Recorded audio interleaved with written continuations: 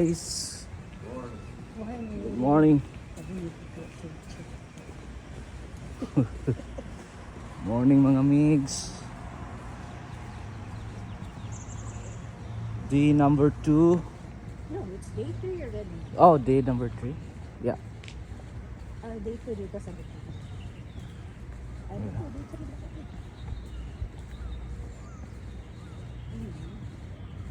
We are heading to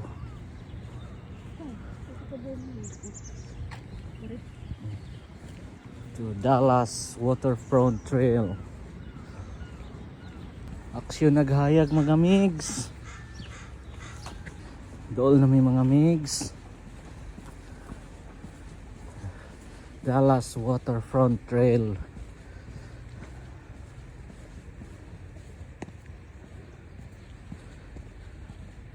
Very quiet and peaceful neighborhood.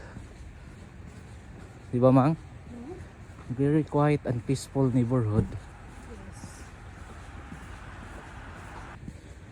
Oh, sus, nindutag yun kada buntag before mo trabaho, mag-walking.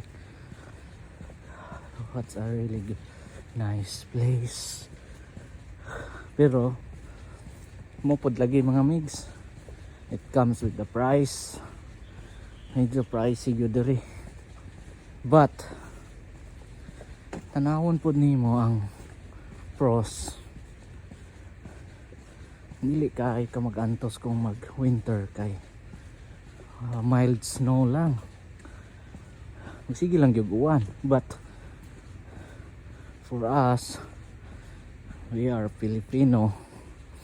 We used to typhoons, especially we're coming from Visayas, particularly Bohol. So we experience typhoon every year. So kung uwan lang istoryahan, it's easy. Wow, ana diha oh mga migs.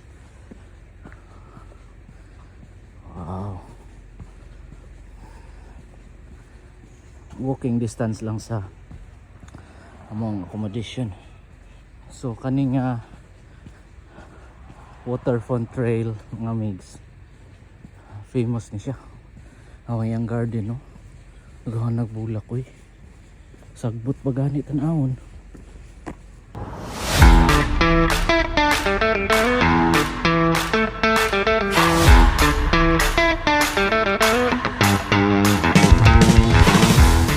Dallas